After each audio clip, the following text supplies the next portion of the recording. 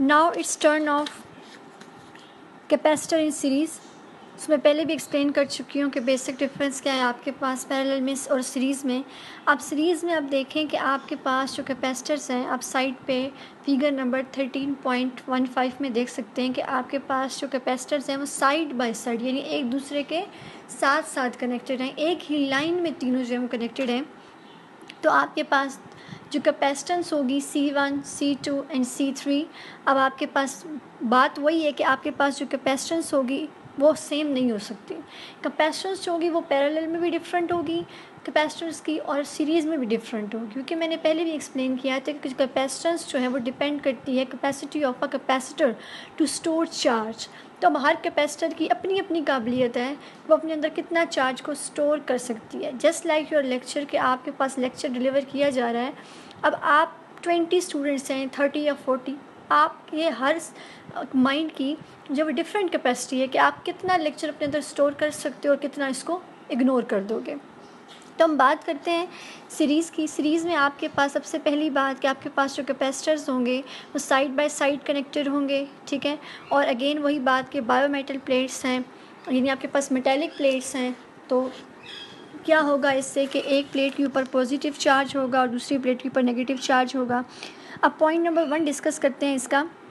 Each capacitor has the same charge across it if the battery supplies plus Q charge on the left plate of the capacitor C1 due to induction minus Q charge is induced on the right plate of plus Q। अब ये क्या कह रहा है कि बेशक उसकी capacitance difference है, लेकिन होगा क्या कि जब आप बैटरी जो है वो प्लस Q चार्ज जब आप बैटरी के टर्मिनल से कनेक्ट कर देंगे तो बैटरी जो होगी वो प्लस Q चार्ज जो है वो सप्लाई करेगी लेफ़्ट प्लेट को, और जितना वो लेफ़्ट प्लेट को सप्लाई करेगी उतना ही चार्ज सेकेंड प्लेट पे उतना ही चार्ज क्या होगा वो इंड्यूस्ड हो जाएगा। अगर बैटरी आपके पास प्लस Q चार्ज है वो फर्स्ट प्लेट के ऊपर आपके सामने क्या कर रही है और प्रोड्यूस कर रही है या इंड्यूस्ड कर रही है, तो as a result minus negative charge आपके पास उतने ही क्वांटिटी में चार्ज आपके पास सेकेंड प्लेट के ऊपर भी जाके डिपॉजिट हो जाएगा। तो एज अ रिज़ल्ट आपके पास क्या होगा Q1 is equal to Q2 is equal to Q3 is equal to Q।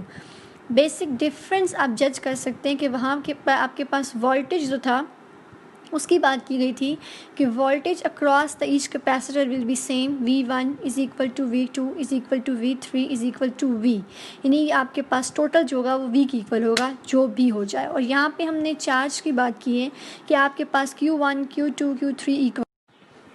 सो बिल्कुल इसी तरीके से आपके पास जो होगा potential difference across each capacitor connected in series circuit different होगा, यानी वोल्टेज क्या होगा डिफरेंट होगा। वोल्टेज क्यों डिफरेंट होगा कि आपने देखा है कि सीरीज़ में कनेक्टेड है, जितना वोल्टेज एक को मिलेगा क्योंकि सीरीज़ में ना 1 2 3 इस तरह से लाइन वाइज का, तो एक को जितना वोल्टेज मिल रहा है नेक्स्ट को उतना मिलेगा जितना पहले से बच चुका होगा। और उसके बाद मज़ीद आपके पास क्या होगा कि जो दूसरे से बचेगा वही तीसरे को मिलेगा। आप सिंपल एग्जांपल ले सकते हैं कि अगर आप 3 लोग खाने के लिए इकट्ठे बैठे हुए हैं तो तकरीबन आप इक्वली खा सकते हैं, जितना एक को मिल रहा है उतना ही दूसरे को उतना ही तीसरे को। लेकिन अगर ये कहा जाए कि एक के खाने के बाद आपको मिलेगा, तो यानी जो वो खा चुकेगा उसके बाद जो बचेगा तो वो आपको मिलेगा। अगर कहा जाए कि जो ये दूसरा खा लेगा जो तीसरे को दिया जाएगा, तो जो दूसरा खा चुकेगा तो जो पार्ट खाने का बचेगा वो तीसरे को प्रोवाइड किया जाएगा। तो इस तरीके से क्वांटिटी और क्वालिटी दोनों में फ़र्क आएगा। तो यहाँ पे पोटेंशियल डिफरेंस की एग्जांपल आप इसी तरीके से ले सकते हैं कि एक को जो पोटेंशियल डिफरेंस मिलेगा कैपेसिटर को वो दूसरे को नहीं मिल सकेगा और सिंपली वो तीसरे को भी नहीं मिल सकेगा।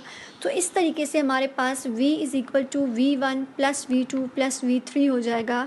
जबकि अगर आपको याद हो तो फिर आपने पैरेलल में क्या पढ़ा था कि आपके पास C1 plus C2 plus C3 is equal to C था, यानी आपके पास ये डिफरेंट आ गया। यानी आपके पास जो Q1 था सिंपली आप कह सकते हैं Q1 plus Q2 plus Q3, यानी वहाँ पे चार्ज आपके पास क्या था सम था और पोटेंशियल डिफरेंस सेम था। यहाँ चार्ज आपके पास सेम है और पोटेंशियल डिफरेंस आपके पास क्या है सम है। सिंपली आप फार्मूला अप्लाई कर देंगे यहाँ पे, तो आपके पास Q is equal to CV होता है। यहाँ V के अकॉर्डिंग फार्मूला पुट करेंगे क्योंकि V के दरमियान प्लस का चार्ज आ रहा है। तो जब V के अकॉर्डिंग आप फार्मूला पुट करेंगे तो आप इजीली इसको ड्राइव कर सकते हैं। आपके पास जो आ जाएगा V divided by Q 1 by C1 plus 1 by C2 plus 1 by C3, again 1 by C1 plus 1 by C2 plus 1 by C3 would be equal to equivalent capacitance 1 by CE की वही reciprocal हो। तो इस तरीके से आपके पास जो सीरीज़ कैपेसिटेंस आ जाएगी वो रेसिप्रोकल हो जाएगी आपके पास पैरेलल के, ठीक है। वो आपके पास CEQ is equal to C1 plus C2 plus C3 और एंड टू द कंटिन्यू आप कह सकते हैं कि आपके पास CN की इक्वल थी, जबकि आपके पास उसका रेसिप्रोकल हो जाएगी। तो ये आपके पास दोनों के अंदर बेसिक डिफरेंस था कि वहाँ पे आपके पास चार्ज जो था वो डिफरेंट था और पोटेंशियल डिफरेंस अक्रॉस इस कैपेसिटर जो था वो आपके पास जो है वो सेम था, और यहाँ पे इससे उल्टा है। सो आज हमने जो पेजेस पढ़े हैं वो हमारे पास ऑलमोस्ट थे पेज नंबर 79, 80 एंड 81, जिसमें हमने पैरेलल और सीरीज़ कैपेसिटर को डिस्कस किया है। So your diary will be chapter number 13, topic types of capacitor assessment. You have to solve example 13.3 and 13.4, and I hope you will understand the difference between the parallel and the series capacitor. So let's end our lecture with dua. Bismillahirrahmanirrahim. Subhanakallahumma wa bihamdika ashhadu an la ilaha illa anta astaghfiruka wa atubu ilaik. So students, take care of yourselves and your families. Don't forget Allah. Allah Hafiz.